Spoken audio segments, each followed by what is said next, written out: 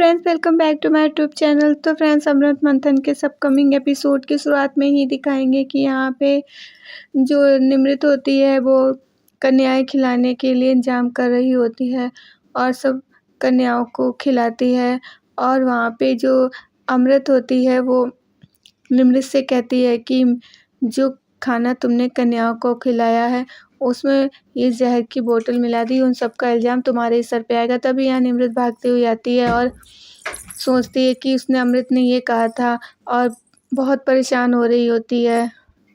वो आ जाती है और तभी यहाँ पे जो है बबली आती, कहती दीदी आप यहाँ पे क्या कर रही है, आपको तो वहाँ कन्या पूजा में होना चाहिए था। तभी अमृत जो नताशा होती है वो चिल्ला के कहती हाँ मुझे वहाँ होना चाहिए था, मैंने सिर्फ एक चीज़ चाहिए थी, सिर्फ मैं पूजा करना चाहती थी, लेकिन मेरी एक उम्मीद भी पूरी नहीं हुई। बबली कितनी बदकिस्मत हूँ ना मैं, जो एक छोटा सा काम भी नहीं हो पाया। क्यों क्यों मेरे साथ ऐसा है, क्यों मैं अन्याय के खिलाफ लड़ रही हूँ। मैं अन्याय के खिलाफ लड़ी तो मुझे क्या मिला, मैं मेरा परिवार, आखिर क्या मिला मुझे। अरे मेरी किस्मत में तो कोई खुशी नहीं है, बुराई से लड़ने में कुछ हासिल नहीं होता बबली। मैं कितनी भी हिम्मत दिखाऊं बबली, आखिर में मेरी हिम्मत टूट ही जाती है।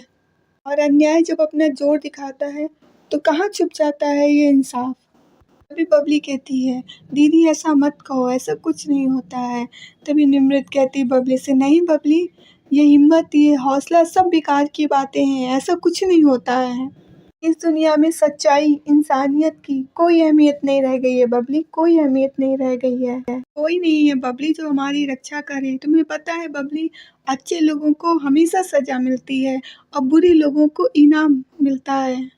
बबली क्या मैं बुरी हूँ, क्या मैंने किसी को दुख और तकलीफ पहुँचाई है, फिर मेरे साथ ऐसा क्यों होता है। तो मुझे अपना चेहरा बदलना पड़ा, मैंने अपनी पहचान, अपना नाम, अपना पति परिवार सब खो दिया, क्यों तो मुझे ये सब सहना पड़ता है, क्योंकि मैं अच्छी हूँ। अगर मैं अच्छी हूँ तो भगवान तुमने मुझे अच्छा बनाया। उस दिन मैंने अमृत की जान बख्शी, क्या मेरी ये गलती है। हाँ, कि यही मेरी गलती है भगवान, यही मेरी गलती है, क्योंकि मैं अच्छी हूँ। अगर मैं उस अमृत की तरह बेरहम और चालबाज होती तो आज मेरा ये हाल नहीं होता भगवान, ये मेरा हाल नहीं होता। वहाँ पे बबली आ जाती, कहती दीदी। तभी निमृत कहती है कि बबली मुझे तो साथ भगवान ने भी छोड़ दिया है। जब भगवान ने मेरा साथ छोड़ दिया है तो इंसान की क्या बात है। क्यों बच गई मैं उस दिन, क्यों बच गई।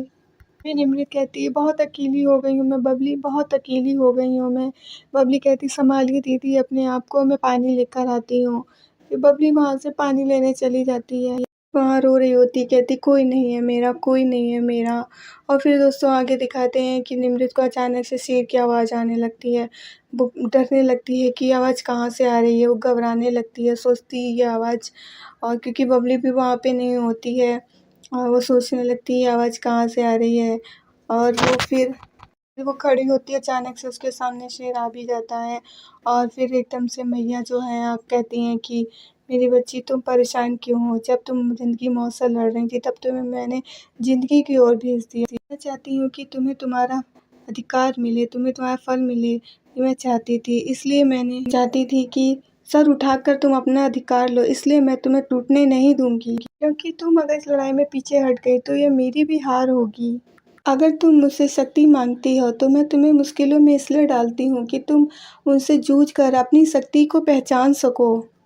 इतना बेबस कर देती हूँ कि तुम अपनी हिम्मत और बढ़ा सको। तुम मुझसे प्यार मांगती हो तो मैं तुम्हें के रास्ते पे चलने के लिए विवश कर देती हूँ, ताकि तुम अपने सच्चे प्यार को पहचान सको।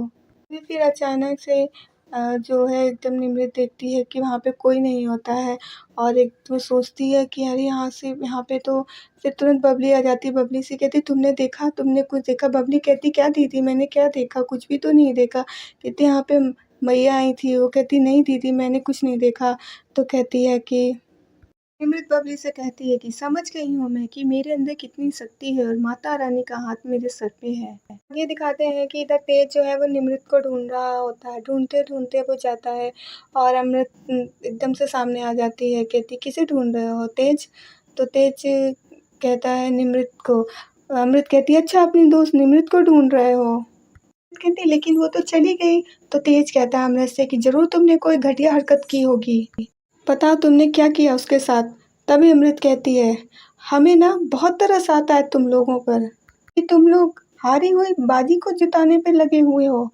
पर कैप्टन तेज, एक बात मैं तुम्हें बता देती हूँ कि वो प्रिंसेस अमृत की बराबरी कभी नहीं कर सकती है, और तुम लोग भी ये बात समझ लो तो बेहतर होगा तुम्हारे लोगों के लिए। तभी वहाँ से अमृत जाने लगती लेकिन तेज उसे पकड़ लेता एकदम से। वो कहता है कि बता तुमने निमृत के साथ क्या किया है।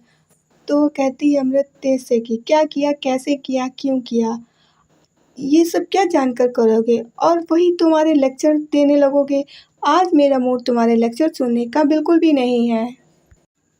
वो क्या है ना तेज, वो नोट जो था वो फिर से हमारे पास वापस आ गया है।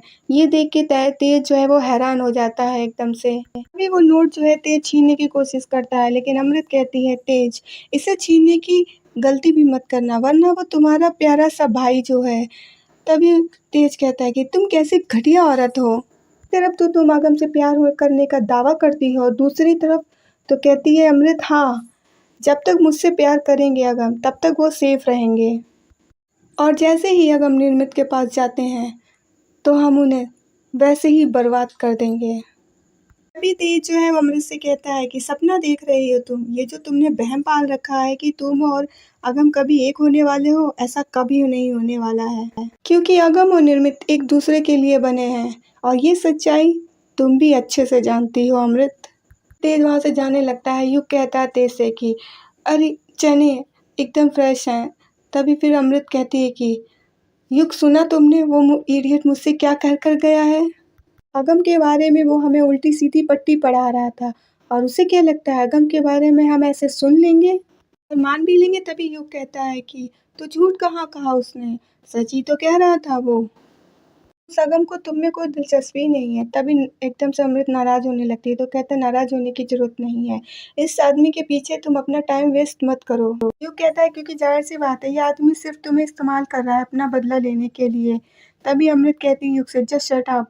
तो युग कहता है ओके, वैसे भी मुझे क्या करना है, तुम्हारी जिंदगी तुम्हारा आगम, मेरा क्या लेना देना है इससे। लेकिन एक बात बड़ी अजीब लगी, तुम जैसी शातिर और होशियार लड़की फिर भी इतनी बेवकूफ़ी कर रही है। अच्छा इसीलिए कहते हैं कि प्यार अंधा होता है, कुछ देख कर भी अनदेखा कर दो। वैसे भी वो इस शादी को शादी कहाँ मानता है। फिर युग वहाँ से चला जाता है और इधर दिखाते हैं कि ये जो अगम की माँ से कहता है तो उसकी माँ परेशान होने लगती है। तो अगम कहता भले ही अमृत ने मुझसे कुछ भी कहा लेकिन आप परेशान मत होइए।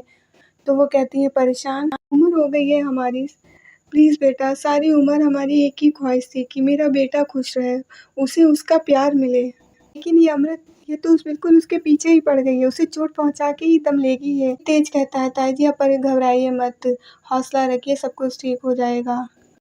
तभी फिर दोस्तों आगे दिखाते हैं कि यहाँ पे जो है निमृत की फेस वाली लड़की जो है वो वहाँ पे आ जाती है और इधर जो अमृत है वो बाहर निकल के आती है। वो जो निमृत की फेस वाली लड़की है वो सबसे एड्रेस पूछ रही होती है, कोई एड्रेस होता है उसके हाथ में।